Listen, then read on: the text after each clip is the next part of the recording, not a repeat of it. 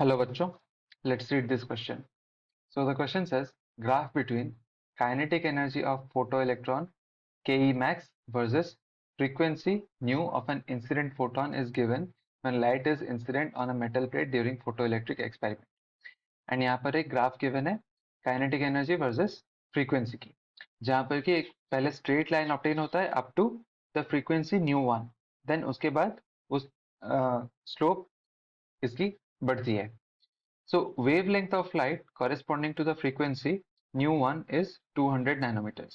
इसके corresponding जो wavelength है that is 200 nanometer.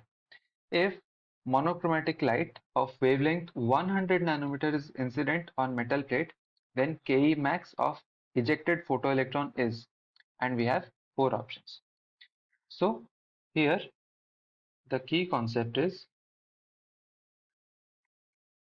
photoelectric effect.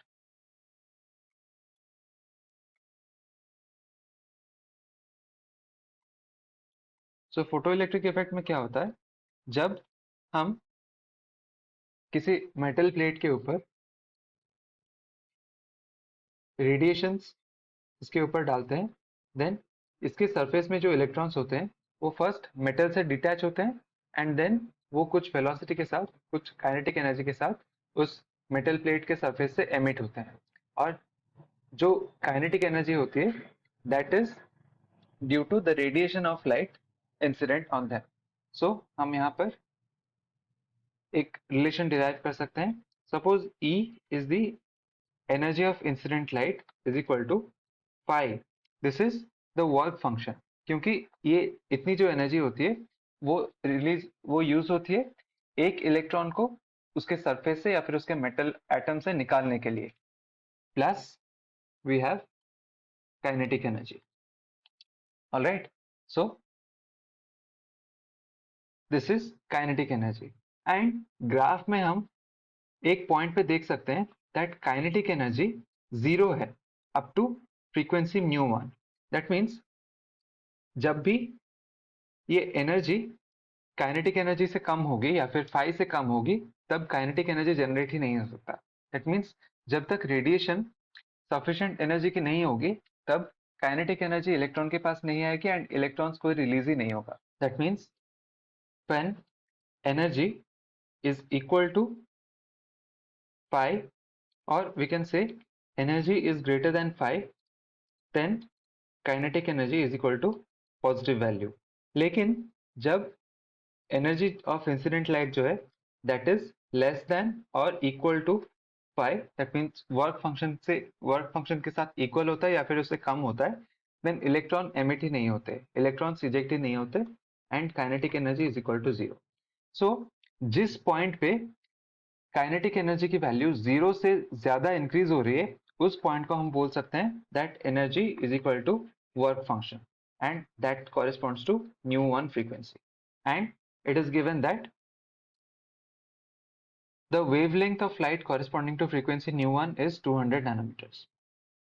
So we can say that energy is equal to phi at 200 nanometer wavelength.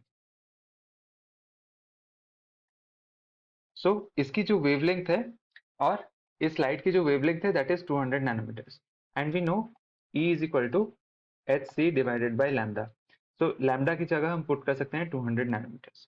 This is E.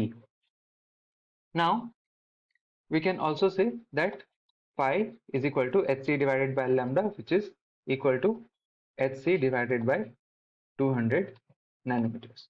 All right, so ये है हमारा work function.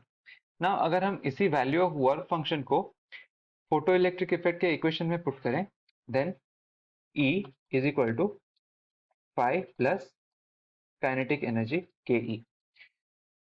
जब हम energy में h c by lambda put करेंगे, now जो new energy है और new wavelength of incident light है that is 100 nanometer. So we can write it over here. E is equal to hc divided by 200 nanometer plus kinetic energy. And यहाँ पर E के बदले हम put कर सकते हैं hc divided by 100 nanometer.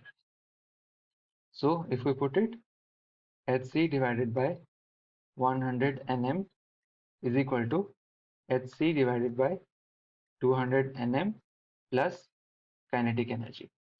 And अगर हम काइनेटिक एनर्जी को आइसोलेट करें, ke is equal to hc divided by 100 nm minus hc divided by 200 nm, and this is equal to, यहाँ पर 200 nm आ जाएगा 2hc minus hc, and this is equal to hc divided by 200 nanometers. और अगर हम इनके values को simplify करके लिखें, then kinetic energy is equal to h, जिसकी वैल्यू है 6.625 multiplied by 10 raised to the power minus 34 joule into second multiplied by c, that is speed of light, 3 into 10 raised to the power 8 meter per second divided by 200 nanometers. और nanometres का हमें metres में express करना होगा, तो 200 multiplied by 10 raised to the power minus 9 meters. और इसको हम थोड़ा और सिंप्लीफाई कर सकते हैं like this, 2 multiplied by 10 raised to the power minus 7 meters. So 2 को हम 6.625 से कैंसिल कर सकते हैं. This is 3.3125 multiplied by 3, which is equal to 9.9375 multiplied by 10 raised to the power minus 34 और नीचे है minus 7. So ये कैंसिल हो जाएगा इससे, and here we will have minus 27 multiplied by 8, that is equal to minus 19.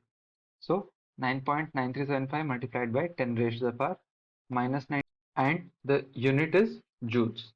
So ये है हमारी kinetic energy of the ejected electron, जो कि करेक्टली गिवन है ऑप्शन सी में. So option C is the correct answer. This is the required solution, and I hope you understood the concept well. Best of luck.